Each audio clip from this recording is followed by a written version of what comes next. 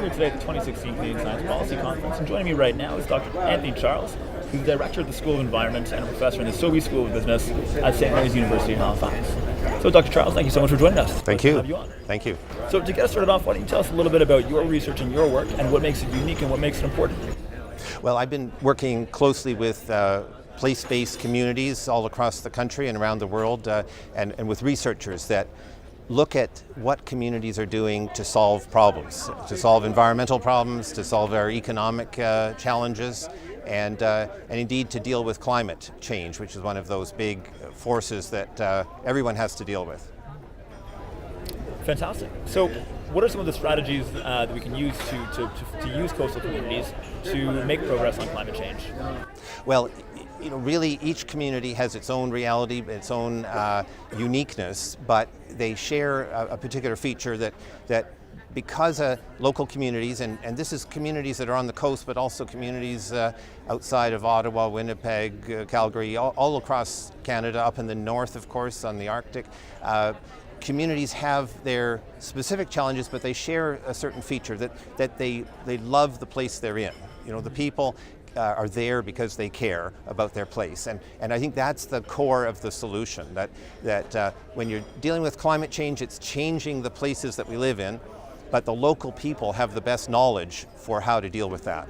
So the connection with knowledge is all about using science, social science, using our knowledge base scientifically, but combining that with what people know on the ground in those communities. Great. So what are some of your favorite examples of instances in which you've leveraged this location-specific knowledge in coastal communities to address these larger global challenges? Well, we're looking at that whole question of what local communities are contributing through a large global network called the Community Conservation Research Network.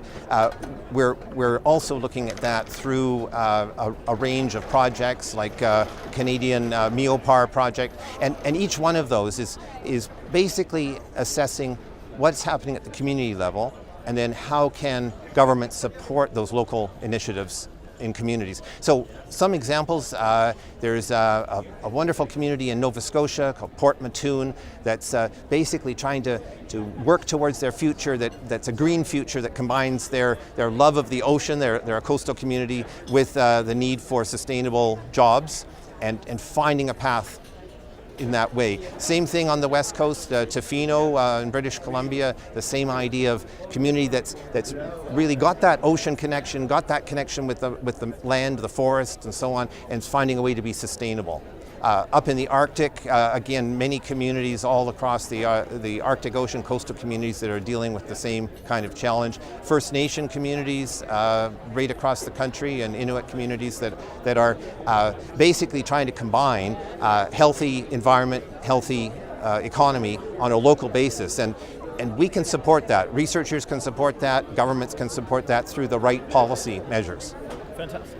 So what are some examples of instances in which we've drawn from this local knowledge to inform our research into global problems of climate change and sustainability? Well, each community has its own angle, which is wonderful, because it means that when you have thousands of communities across the country and around the world, you can basically pick out examples of where things are working in one community that you can apply elsewhere, and that you can apply at a bigger scale. So, for example, the stewardship efforts of local communities that we're studying with the Community Conservation Research Network are glowing examples of how, on a bigger level, a provincial or a national level, you can actually combine healthy environment and healthy economy as well.